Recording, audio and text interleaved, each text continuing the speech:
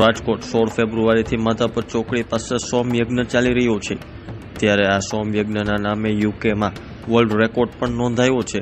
આચાર્ય ગોશ્રી વ્રજોત્સવજીના નામે આ રેકોર્ડ નોંધાયો છે। સૌથી નાની ઉંમરના અતિ પ્રાચીન દુર્લભ વૈદિક સોમયજ્ઞ કરવા માટે સન્માનિત કરવામાં આવ્યા છે। ત્યારે આવો તેમની પાસેથી જ જાણીએ તેનું મહત્વ શું છે। जी, world book of record UK ने हमें सम्मानित किया है। सबसे कम उम्र में सबसे ज़्यादा यज्ञ करने का, पूरे विश्व भर में सोम यज्ञ करने का, तो मैं बहुत अभिभूत हूँ। और मैं इसका श्रेय जहाँ जहाँ सोम यज्ञ हुआ है वहाँ की सोम यज्ञ समिति को, सभी वैष्णव जनों को, सभी भक्त जनों को देता हूँ, क्योंकि सबके सहयोग के बिना यह कार्य नहीं हो सकता। कि यज्ञ उसी को कहा जाता है जिसमें सबका सहयोग हो, जिसमें सबका कल्याण हो। तो यह बहुत सौभाग्य की बात है, यह बहुत आनंद का विषय है कि हम सब सम्मानित हुए हैं। जी, परिक्रमा का एक अपना विशेष महत्व है। सोमयज्ञ की परिक्रमा के विषय में वेद में कहा है कि यज्ञो वै भुवनस्य नाभिः। यज्ञ जो है पूरे त्रिभुवन का केंद्र है। तो केंद्र कैसे है? क्योंकि यहाँ साक्षात भगवान नारायण विराजमान है, समस्त देव विराजमान हैं, ब्रह्मा विराजमान है, शिव विराजमान है, समस्त शक्तियाँ विराजमान हैं। और हम यज्ञाचार्य यहाँ पर हैं, आप भक्त जन यहाँ पर विराजमान हैं।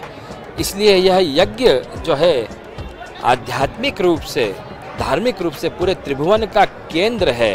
तो इसकी परिक्रमा करने से पूरे त्रिभुवन की परिक्रमा का लाभ प्राप्त हो जाता है। पुराण में इसकी बड़ी महत्ता बतलाई है परिक्रमा की। तो जब हम परिक्रमा करते हैं तो उसके द्वारा हमारे विविध प्रकार के पापों का नाश होता है। परिक्रमा के द्वारा पुण्य की प्राप्ति होती है। तो देवमय ब्राह्मण यहाँ यज्ञ कर रहे हैं और इसे गो यज्ञ भी कहा गया है, वैष्णव याग है यह। इसलिए इसमें विविध वनस्पतियों के द्वारा, घृत के द्वारा और विविध काष्ठों के द्वारा आहुति लगती है। अलग अलग समय में अलग अलग आहुति लगती है।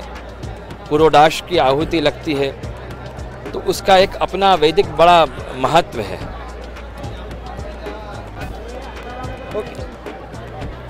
इस विराट वाजपेय सोमयाग में, जो कि एक सोमयाग की विधि है, क्योंकि यह भगवान का दरबार है, यहाँ सब एक समान है। किसी भी प्रकार का न जातिगत भेद है, न धन का, न ज्ञान का, क्योंकि भगवान की दृष्टि समोहम सर्वभूतेषु, जो भगवान ने गीता में कहा है, भगवान की कृपा की वृष्टि सबके ऊपर होती है।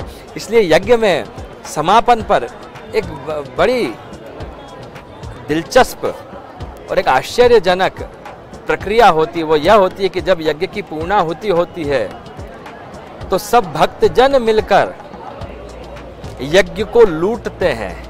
क्योंकि यहाँ यज्ञ की एक एक वस्तु मंत्रमयी है। चाहे यज्ञ की ईंट हो, चाहे वेदी की ईंट हो, यहाँ जितनी वस्तु हैं, चाहे यज्ञ के पात्र हैं, मिट्टी के पात्र हैं, वह सब तेजोमय है, मंत्रमय है, ऊर्जामय है। तो भक्तजन इसको लूटते हैं। यह यज्ञ की एक अनूठी परंपरा है। तो इसका भी आप दर्शन कीजिए और अवश्य यज्ञ के लूट का लाभ लीजिए। क्योंकि आनंद मांग के नहीं लिया जाता, आनंद लूट लिया जाता है।